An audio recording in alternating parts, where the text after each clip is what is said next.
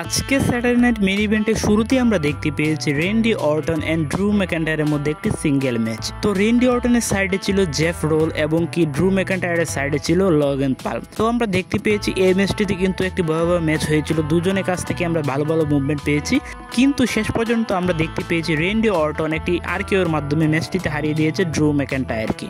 তো রিং সাইডেও আমরা বোলিং মুভমেন্ট দেখতে পেয়েছি লগেন পাল এবং কি জেফ রোলের কাছ থেকে। তো তার পরবর্তীতে ব্যাক স্টেজে আমরা জানতে পেরেছি যে সামারস্ল্যামে আমরা দেখতে চলেছি রেন্ডি অর্টন এন্ড জেফ রোল versus Drew McIntyre and Logan পালের মধ্যে একটি ট্যাগ টিম ম্যাচ, এবং কি আমরা আগামীকাল দেখতে চলেছি এভলিউশন। সকল ওমেন সুপারস্টারদেরকে আমরা দেখতে পেয়েছিলাম দর্শকদের সারিতে।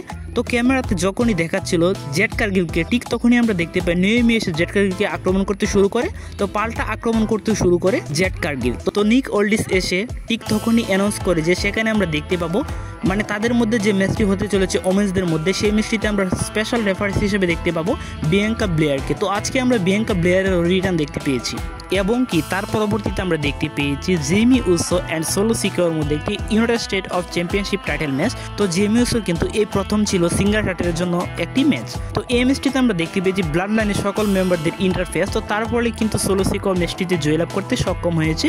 তো ম্যাচটি শেষ হওয়ার পরবর্তীতেও কিন্তু আমরা দেখতে পেয়েছি সোলো সিকার টিম মেম্বাররা জেমি উসোকে মারধর করতে শুরু করে। ঠিক তখনই আমরা দেখতে পাই জ্যাকব ফাটুর রিটার্ন। তো জ্যাকব ফাটু এসে ব্লাড লাইনকে পুরো ধ্বংস করে দিয়েছে।